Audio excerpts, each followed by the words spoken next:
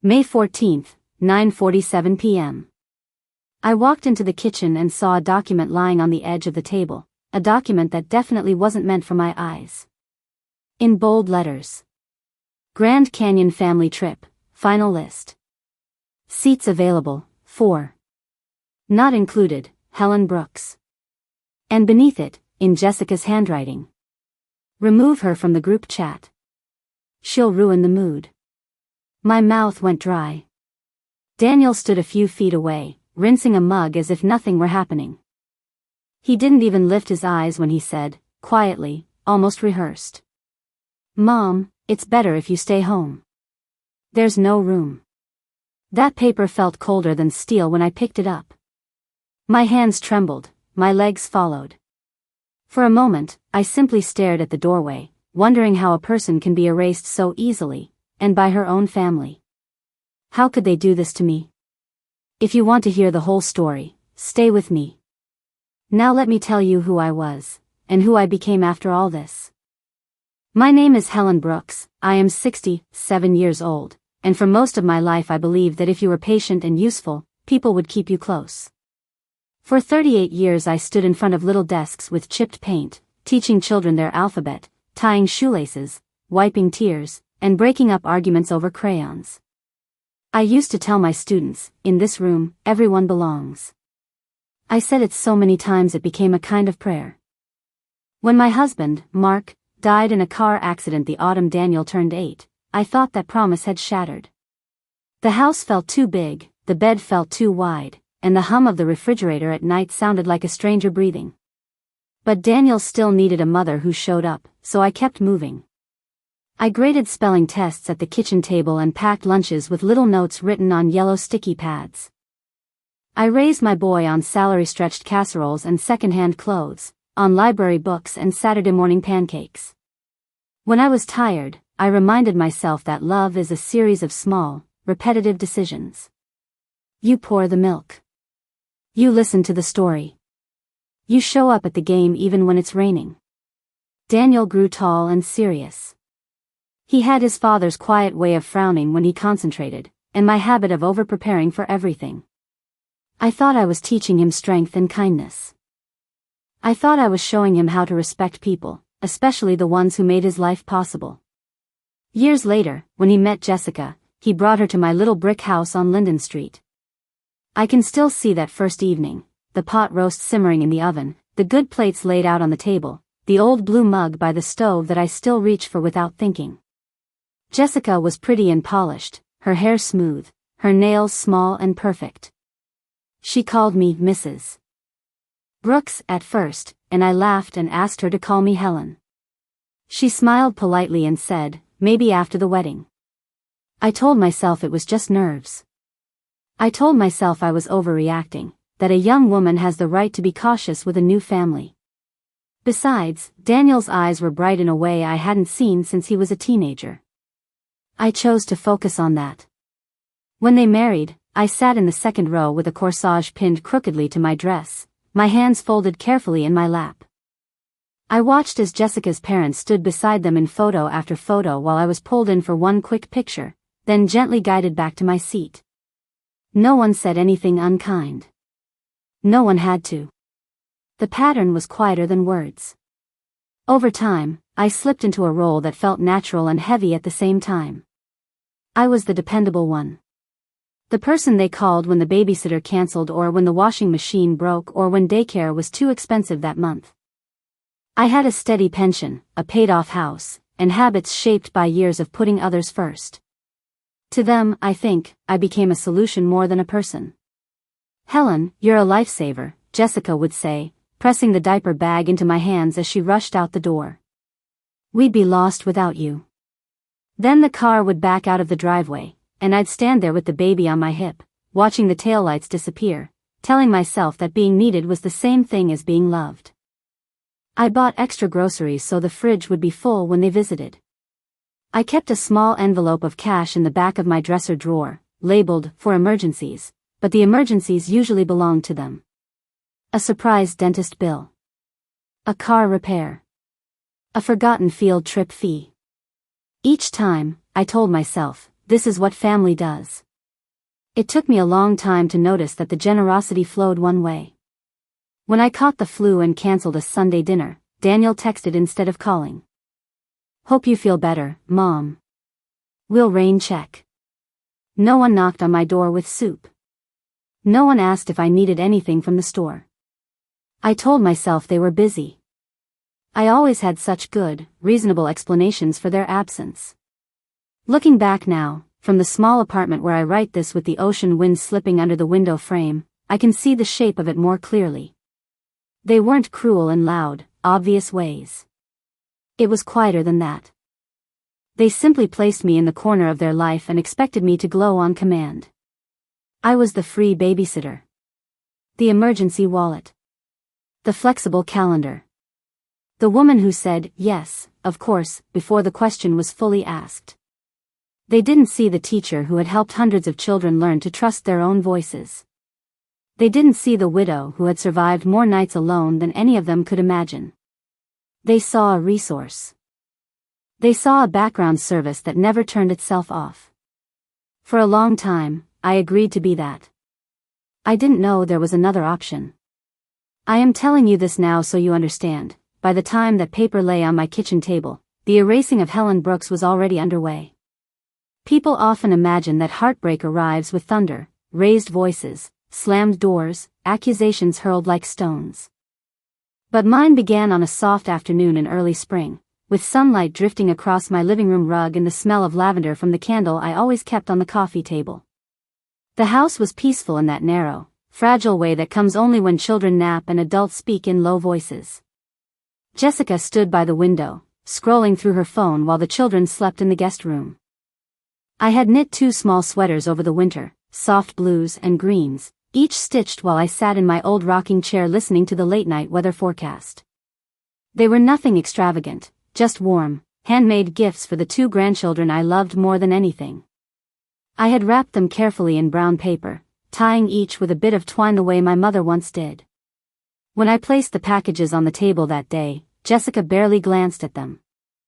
She lifted one, weighed it in her hand as if assessing its usefulness, and said, not unkindly but with a smooth finality that left no room for discussion.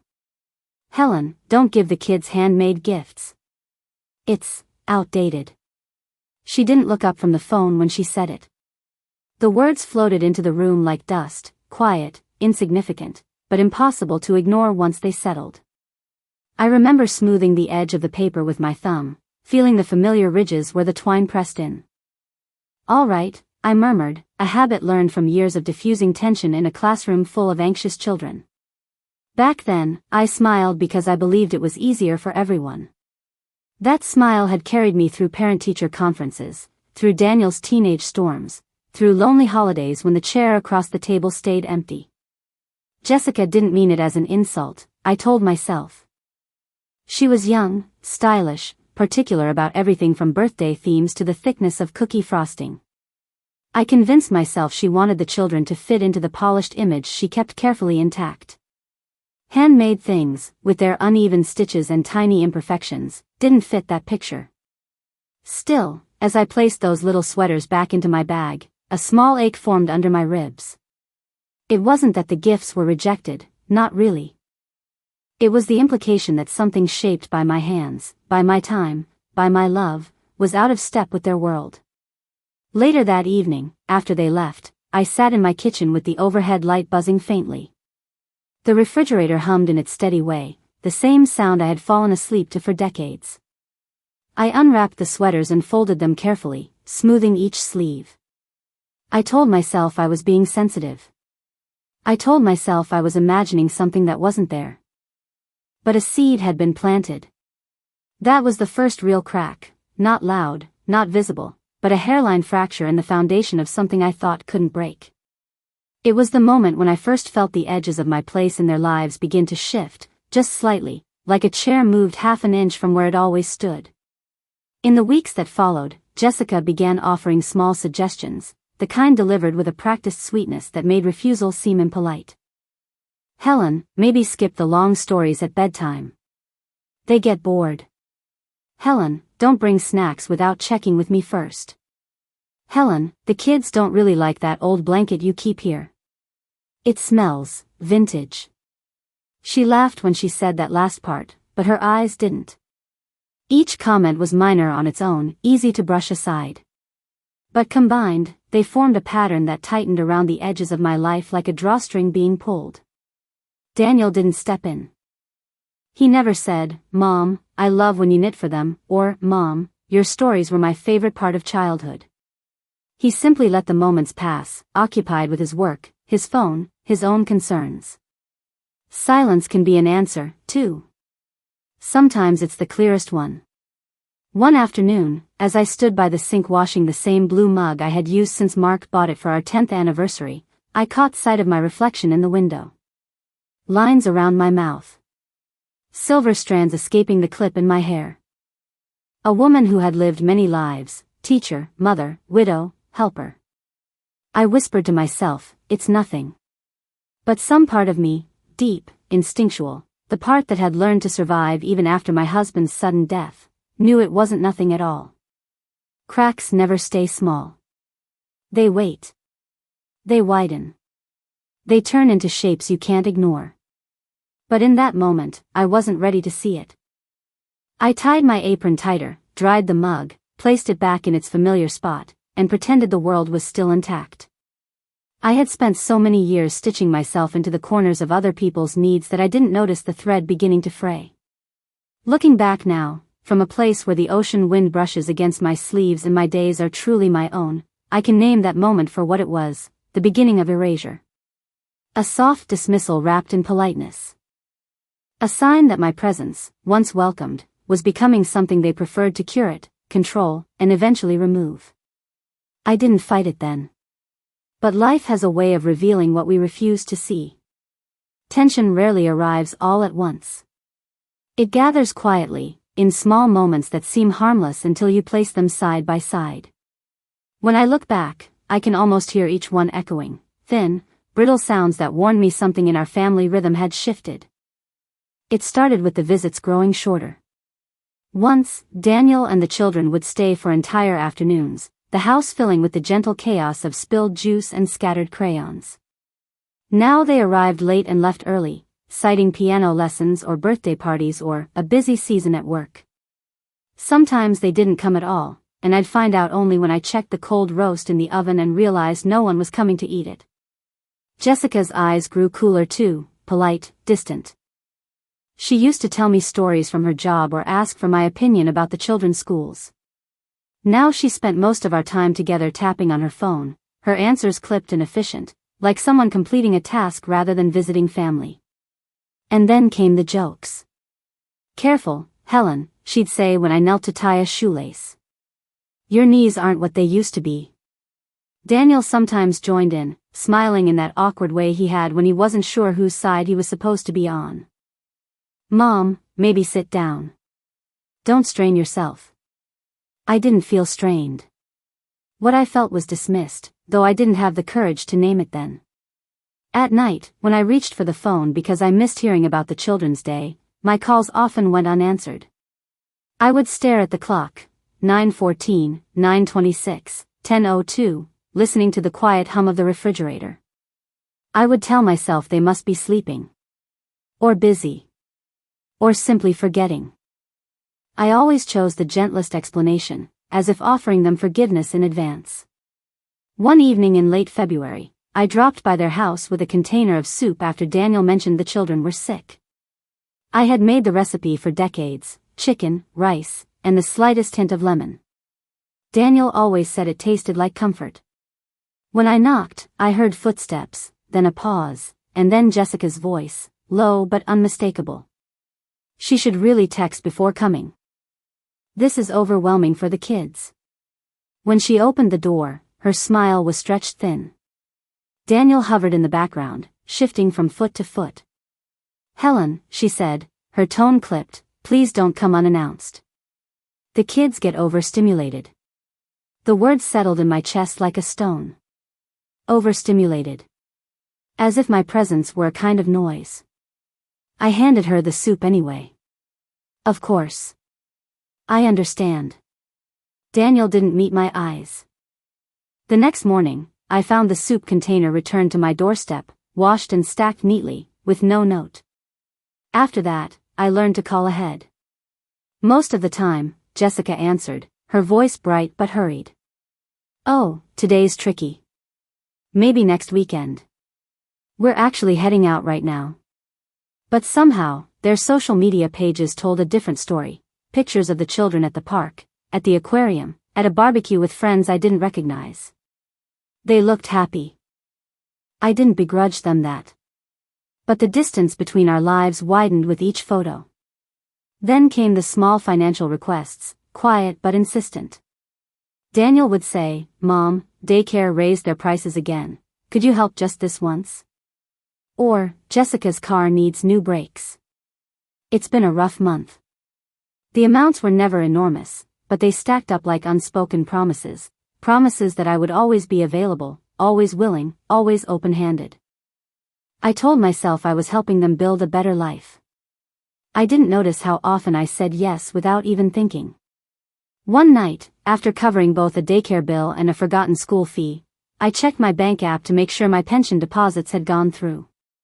As I scrolled, I caught myself whispering, it's fine, even though no one was asking. I rubbed my thumb over the warm ceramic of my blue mug, breathing in the faint scent of chamomile. I had started relying on the mug the way a person relies on a railing when the stairs get steep. I should have seen the direction things were heading. But I had spent so many years being the one who steadied others that I didn't know how to notice when I needed steadying myself. The deeper truth crept in slowly. I was becoming optional. Not a grandmother woven into the fabric of their daily life, but an accessory, taken off when inconvenient, picked up when needed, tucked away again afterward. And yet, I stayed. I showed up. I softened my reactions. I convinced myself that families go through phases, and this was just another one. I didn't realize that some phases aren't temporary. Some are a transition into a reality you don't want to accept. Looking back now, from my new life with the ocean just beyond my balcony, I can see it clearly. Every unanswered call, every clipped comment, every tightened smile was a thread being pulled loose, unraveling the bond one thought was unbreakable. But at the time, I simply adjusted myself to fit the shrinking space they offered. I didn't know that the real break, the one that would change everything, was already on its way. I can still see that night as if it were printed on photo paper, colors just a little too sharp. The house was quiet in the way it gets when everyone is busy with their own screens. The clock above the stove glowed 9:47 p.m. The refrigerator hummed. I walked into the kitchen to rinse my plate and saw it lying on the table. A stack of papers, slightly crooked, held down by Jessica's car keys. On top, in bold black letters, a heading that made my heart stutter. Grand Canyon Family Trip, Final List. Beneath it, in a neat column, the names. Daniel Brooks. Jessica Brooks. Emma Brooks. Liam Brooks. Then, underneath, one more line. Seats available, 4. And then, centered at the bottom of the page. Not included, Helen Brooks. My name on a piece of paper, officially excluded. It felt like being erased in ink. For a moment I thought it was some kind of mistake, a draft, a joke I didn't understand. My fingers trembled as I lifted the paper. That was when I saw the note clipped to it, written in Jessica's looping handwriting. Remove her from the group chat. She'll ruin the mood. She'll ruin the mood. I read the sentence twice, then 3 times, as if it might rearrange itself into something kinder. It didn't. The word sat there, flat and final, carving a shape into my chest I didn't yet have a name for. My mouth went dry. The edges of the paper pressed into my skin like something sharp. I could hear water running in the sink behind me, the faint clink of a spoon against ceramic. Daniel was there, only a few feet away, rinsing his bowl. "Daniel," I said, my voice quieter than I intended, "what is this?" He didn't turn around right away. He finished rinsing the bowl, set it carefully in the drying rack, wiped his hands on a towel.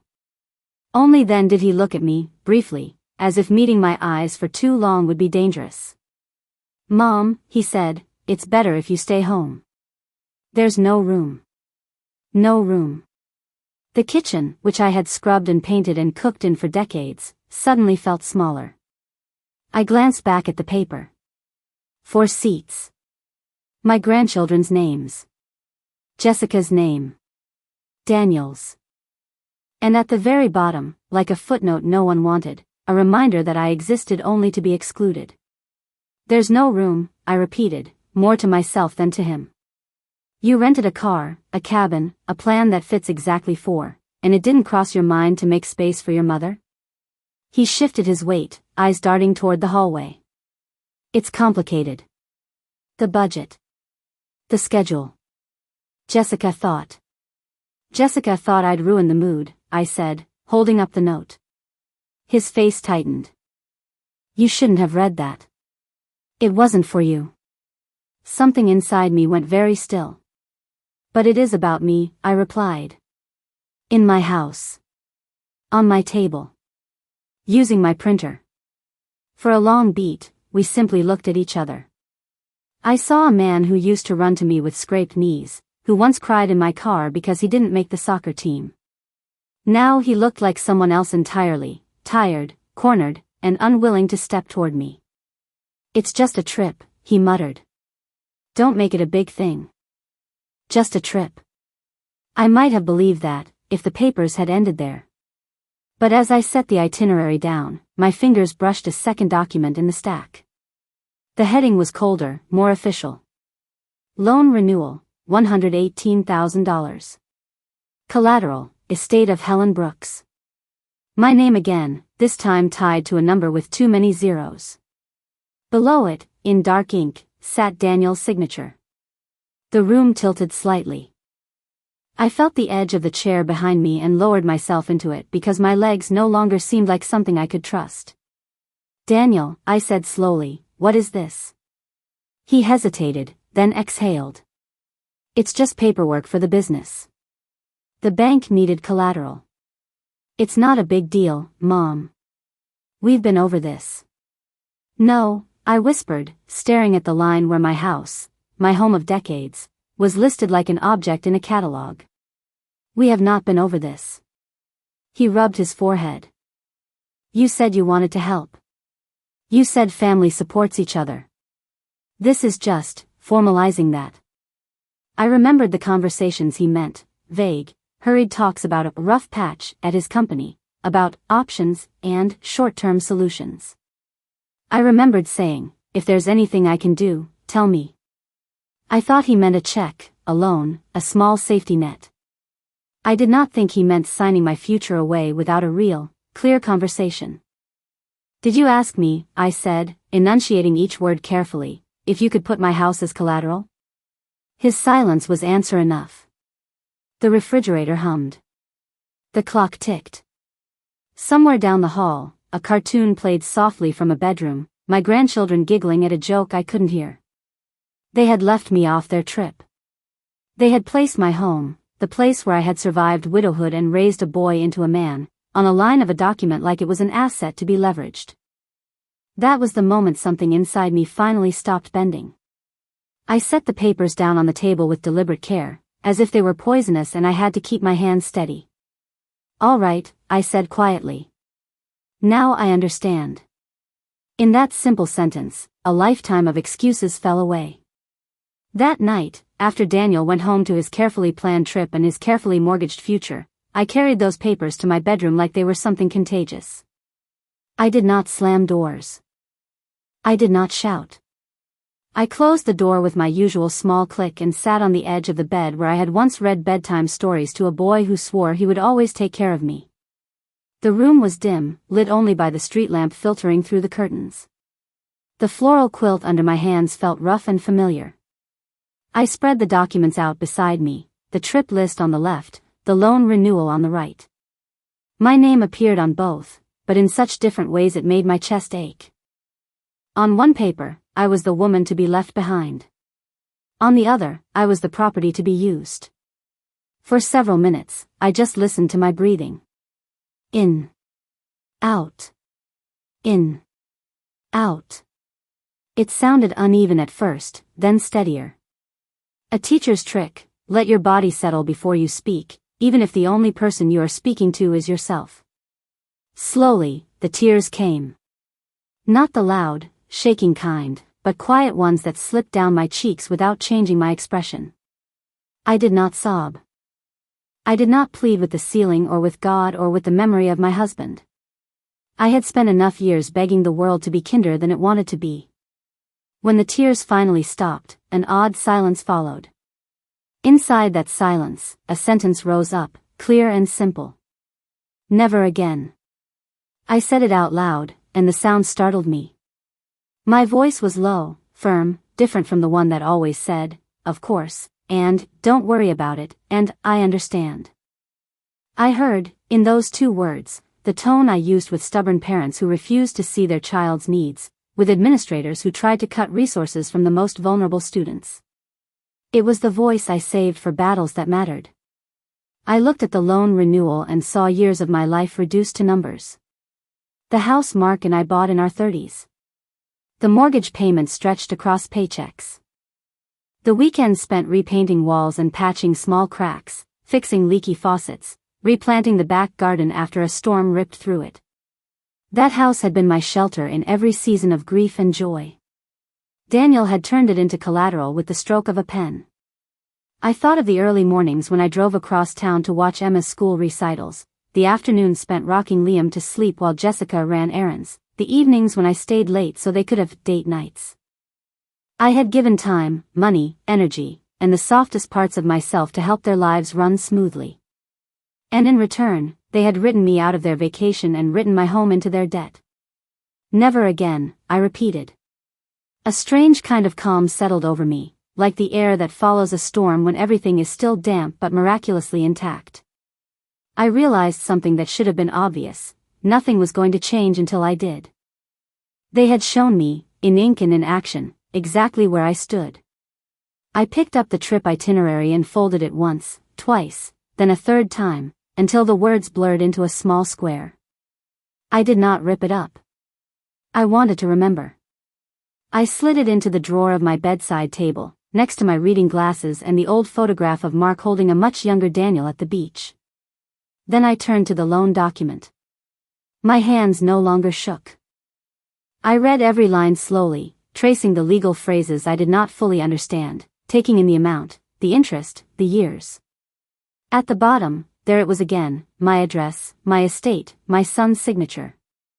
I did not know exactly how I would untangle myself from it yet, but I knew one thing with absolute certainty: I would not let my future be something they balanced their books with. The clock on my nightstand read 11:23 p.m. The house made its familiar noises, the creak in the hallway, the tick of the cooling pipes, the soft rush of wind outside. These sounds had once comforted me. That night, they felt like witnesses. I stood up, walked to the closet, and pulled out my old suitcase. The same faded one I had used on school trips and one brave vacation years after Mark died. I placed it on the bed and unzipped it. The sound of the zipper sliding open was small but decisive. I didn't pack yet. I just left the suitcase there, a quiet promise to myself. Tomorrow, I thought. Tomorrow I will begin. I turned off the light and lay down, my hand resting lightly on the edge of the suitcase. For the first time in a long time, I fell asleep not as someone's mother, someone's babysitter, someone's safety net, but as a woman who had finally drawn a line. I did not know exactly where that line would lead me. But I knew this: I was done being erased. In that darkness, I felt fear, yes, but beneath it there was something sturdier, an old, quiet self I had nearly buried. She was still there, waiting for me. I finally chose myself. The next morning, the house felt unusually still, as if it were waiting to see what I would do. Sunlight slid through the curtains in thin, pale strips, touching the open suitcase on my bed. For years, I had packed that suitcase for others: overnight stays to help with sick children, last-minute trips when Jessica and Daniel needed just one more pair of hands. Now, for the first time, I was packing it for myself. I smoothed a folded sweater along the bottom, the one with the soft gray wool Mark once said matched my eyes. I placed in a pair of comfortable shoes, my sketchbook, a few photographs I wasn't ready to leave behind. Each item clicked into place like a small piece of a new life taking shape. Before I closed the suitcase, I touched the zipper and paused. It wasn't hesitation, it was acknowledgement. I knew this sound, the firm slide of metal teeth meeting, sealing a decision, would stay with me. When I finally pulled the zipper shut, the noise echoed faintly through the quiet room, steady and final. Freedom, I thought, has a sound. I didn't rush. I made my bed, washed my cup, straightened the stack of mail on the kitchen counter. It wasn't ritual, it was reclaiming the rhythm of my own movements. Then I sat at the table with a notepad and began making calls. The first was to a lawyer. I explained the situation calmly, without embellishment. He asked questions. I answered. When we finished, he said, "Mrs. Brooks, we can fix this." I wrote down the appointment time, thanked him, and hung up. My hand did not shake once. Next came the will. I had rewritten it before, always leaving generous space for Daniel, believing that providing security for him was still part of my purpose. That morning, I opened the document and read it line by line, imagining my grandchildren years from now, older, kinder, maybe wiser than their parents. I changed the terms, everything would go to them, but not until they turned 21. No loopholes. No early access. No misinterpretation. It wasn't revenge. It was stewardship. A quiet correction. The house was next. For decades, it had been my anchor, the place where Mark and I had grown tomatoes in the backyard and where Daniel spent hours building forts out of blankets and chairs. But now it was collateral and a loan I never agreed to, a burden tied to someone else's decisions. Keeping it would mean remaining within reach of the people who treated my stability as their backup plan. So I called a realtor. Her voice was warm, efficient. "Yes, Mrs. Brooks, we can list it this week." "Yes, the market is strong." "Yes, I'll come by tomorrow." I hung up and let the silence settle again. Not a painful silence, an honest one. Then came the hardest call, though I hadn't expected it to be. I dialed a number I hadn't used in years. When May Donovan answered, her voice sounded exactly as it had when we were young teachers sharing cold lunch breaks and warm gossip in the staff room. "May," I said, and my voice broke just slightly. "It's Helen." There was a startled inhale, then a delighted laugh. "Helen? Well, this is a good surprise. Are you all right?" I looked out the window at the small patch of garden where my tulips were just beginning to bloom. "Not entirely," I said, "but I think I'm about to be." May didn't rush me. She let me tell the story in pieces, Jessica's note, the trip list, the loan, the years of small dismissals I had excused as misunderstandings. When I finished, she exhaled slowly. "Move here," she said, in that firm, no-nonsense way she used when telling children to line up after recess. "We have room. You'll like Seabright, quiet mornings, a good art community, and people who remember how to look each other in the eye. Just come." Her certainty steadied me. I felt the floor beneath me, solid and supportive. "Then I will," I said. After we ended the call, I opened my laptop and booked a one-way ticket. Seabright, California. A small coastal town where the ocean would be close enough for me to hear it at night. Departure, 2 weeks. Long enough to finalize things. Short enough not to lose courage. The final action of the day was the simplest, yet the most symbolic. I gathered the spare keys, duplicates I had made years ago for Daniel and Jessica, and placed them in a small ceramic dish by the door. Then I covered the dish with a folded cloth. I didn't want to see the keys anymore. I didn't want to imagine them letting themselves in whenever they wished, assuming my home existed for their convenience. This space was no longer theirs to enter. Later, as dusk touched the edges of the windows, I walked through each room slowly. Not to mourn, but to honor. My eyes lingered on the framed photo of Mark holding Daniel on his shoulders, the old wooden bookshelf with its uneven varnish, the small indentation on the hallway carpet where a chair had sat for years. Everything that mattered came with me, not in boxes, but in memory. I sat on the edge of the bed one last time that day and whispered, "You did the right thing." It wasn't reassurance. It was truth. Strength, I realized, doesn't always roar. Sometimes it is steady, procedural, phone calls, signatures, packed bags, a quiet walk through the rooms you're ready to leave. By the time night settled around the house, my decision was no longer a possibility. It was a path. And I was already walking it. I did not leave with fanfare. I left with boxes. 5 plain cardboard boxes, labeled in my neat teacher's handwriting: books, clothes, kitchen, keepsakes, papers. The rest I donated or left for the realtor to handle. On the last morning in that house, I walked through the empty rooms one more time, fingertips sliding along bare walls that had once held school photos and crayon drawings. The air smelled of dust and lemon cleaner. The realtor locked the door behind us, handed me a copy of the paperwork, and said, "We already have strong interest, Mrs. Brooks. This won't take long." It didn't. Within 2 weeks, the sign in the yard read "Sold." I boarded my flight to Seabright with my carry-on at my feet and my old blue mug wrapped carefully in my bag. As the plane lifted off, the city that had framed my entire adult life shrank into patterns of streets and roofs. I watched it disappear without tears. Grief, I had learned, doesn't always need an audience. The letters to Daniel went out a few days later. The first came from the bank. Collateral invalid. Estate of Helen Brooks no longer available. Loan must be repaid immediately. The second came from my lawyer, written in clear, polite language that left no room for misinterpretation. It explained that I had revoked any informal permissions regarding the use of my property as security, that the house had been sold lawfully, and that future contact about my finances would go through his office. By then, I was 2 blocks from the ocean, learning the rhythm of a new town, the cry of gulls in the morning, the distant murmur of waves at night, the way the wind tasted faintly of salt when I opened my windows. My phone began to light up. First, a string of messages from Daniel. "Mom, what's going on with the house? Bank is saying the collateral is gone. Is this a mistake? Please call me.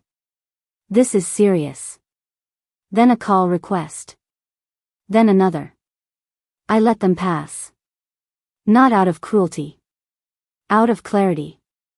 For the first time, I was no longer rushing to cushion the consequences of decisions I hadn't made. Finally, a video call request from Jessica. I almost didn't answer. Then I did, because some things deserve to be faced. Her image flickered onto the screen, eyes red, hair pulled back haphazardly, the polished composure gone. "Helen," she said, skipping any greeting, "you should have told us you were selling the house. The bank is demanding repayment. They're talking about legal action." Daniel's beside himself. "How could you do this without warning us?"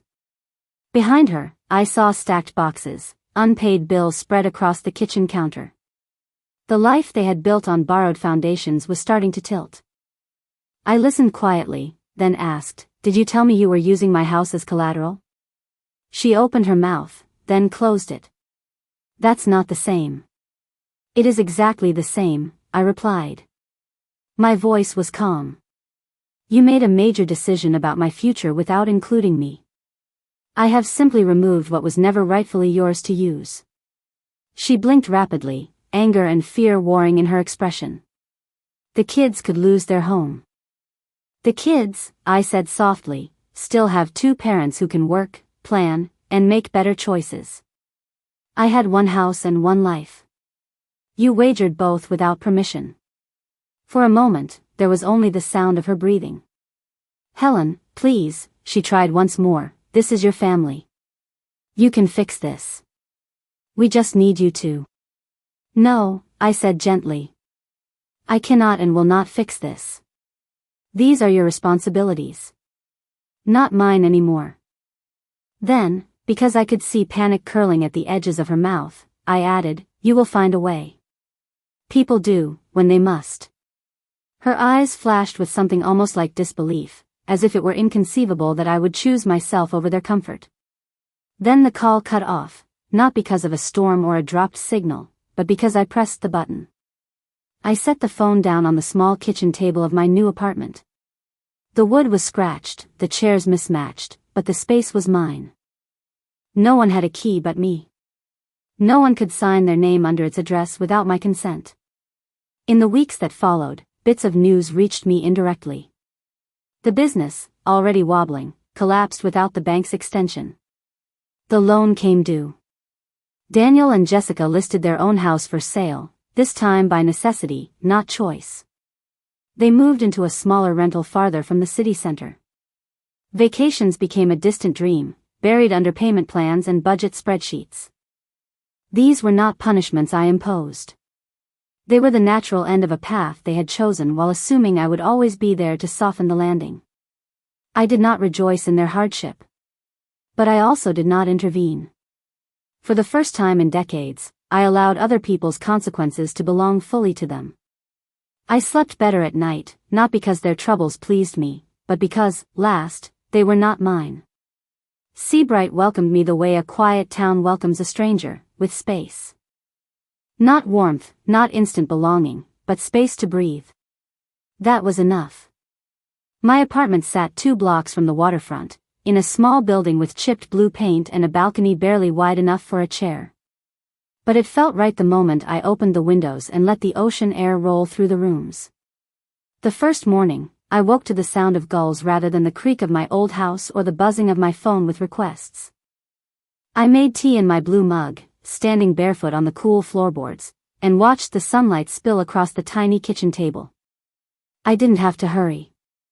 I didn't have to prepare for someone else's needs before my own. I sat, wrapped my hands around the mug, and simply existed. The simplicity of that moment nearly unmade me. Later that week, May came to meet me for lunch. She arrived in a lilac-colored scarf, her hair silver and loose, eyes bright with the kind of welcome I hadn't felt in years. We hugged awkwardly at first, the way people do when they are relearning each other's shapes, then more fully. "You're here," she said, stepping back to look at me. Helen Brooks, of all people, living by the ocean. "I suppose I am," I answered, and realized I was smiling without forcing myself to. We spent that afternoon walking along the pier. The planks creaked beneath our steps, and the wind tugged at the edges of my sweater. We talked about small things, her garden club, my attempt to learn the new bus routes, the bookstore tucked behind a row of cafes. Nothing heavy. Nothing painful. Just 2 women letting conversation settle naturally. At one point she stopped and looked at me closely. "You seem lighter." "I think I finally put a very heavy box down," I said. That evening, after she dropped me off, I unpacked my sketchbook and sat on the balcony. Below, a few teenagers laughed as they rode their bikes down the narrow street. The ocean shimmered in the distance, blue sliding into gray. I touched my pencil to the page and drew the horizon line, steady and straight. I had forgotten how calming it was to create something with no purpose except expression. For years, everything I did had been tied to usefulness, helping, solving, smoothing. Now my hands were free. I painted the ocean the next morning, mixing shades of blue and green on my small palette until the page began to resemble the view from my window. Each day settled into its own rhythm. I joined a morning walking group, mostly retirees who spoke about books and gardening and the ridiculous price of groceries. No one asked me to babysit. No one hinted for money. They asked only, "Helen, how are you enjoying town?" And when I answered, they listened. I went to the local arts center and signed up for a watercolor class. The instructor, a soft-spoken man named Rowan, watched me paint and said, "You have a patient hand. You see details others overlook." The compliment landed softly, settling somewhere deep, where confidence had thinned over the years. On weekends, I visited the farmer's market. I bought lemons, honey, fresh bread still warm from the oven. I carried them home in a woven bag and took my time preparing meals just for myself. Not leftovers for rushed families. Not casseroles meant to stretch a budget. Meals I wanted, seasoned the way I preferred. It was strange, at first, realizing how much room my own life contained when I wasn't trying to fit inside someone else's. Occasionally, I would still reach for my phone at night, halfway expecting a message from Daniel, some small crisis, a request, a picture of the children. But the screen stayed blank. The absence no longer felt like rejection. It felt like space. Necessary, honest space. I thought of Emma and Liam often. Their laughter, their tiny hands tugging at my sleeve. I loved them still, deeply. But I had also learned something crucial. Love does not mean sacrificing oneself to people who continually take without looking back. It does not mean accepting the role of a silent shadow. One afternoon, as I watered the small fern on my windowsill, I realized something had shifted inside me. The ache I once felt, the hollow of exclusion, of being used, had softened into something else. Not forgetting, but accepting. Not erasing the past, but releasing its hold. I walked to the pier that evening with my sketchbook under my arm. The sky was streaked with orange and violet, the kind of sunset that makes even strangers pause. I sat on a bench, open to a blank page, and began to sketch the curve of the waves. A breeze lifted my hair. I closed my eyes for a moment and breathed in deeply. Here, in this town, in this quiet chapter of my life, no one expected anything from me except to be present. To exist. To live. For the first time in many years, that felt like enough. In Seabright, I was no longer the woman whose name fit neatly under "not included." I was no longer collateral. I was no longer the person people remembered only when they needed something solved. I was simply Helen. A woman painting the ocean. A woman walking her own streets. A woman rediscovering the steady, grounded shape of herself. My life had not shrunk. It had cleared. And in that clearing, I could finally breathe without asking permission. In quiet moments, when the tide pulls back and the air smells of salt and eucalyptus, I think about the night Daniel told me there was no room for me. The words used to sting like a fresh bruise. Now they feel like a signpost, one pointing me toward the life I should have claimed long ago. The truth is simple, there is always room for us somewhere. Just not always in the hearts of people who forget the cost of what we gave. I don't hate my son. I don't resent Jessica. People grow in directions we never expect, sometimes away from us, sometimes into versions of themselves we hardly recognize. But I no longer twist myself into shapes to fit inside their choices. I no longer soften every edge of my life so theirs can stay smooth. Here in Seabright, my days are my own. I paint the ocean from my balcony. I walk the pier at sunset. I listen to the wind without wondering who needs me next. It feels like waking from a long, quiet sleep. I carry the past with me, but it no longer weighs me down. It steadies me. If you have ever felt erased, or overlooked, or used in the name of family, I want you to hear this from a woman who finally learned her worth. You are allowed to choose yourself. You are allowed to step into a life that honors the space you take up. And if this story touched a place you don't often speak about, you belong here. Subscribe to hear truths where silence becomes strength. I found my own place in the world. And, for the first time in decades, it belongs entirely to me.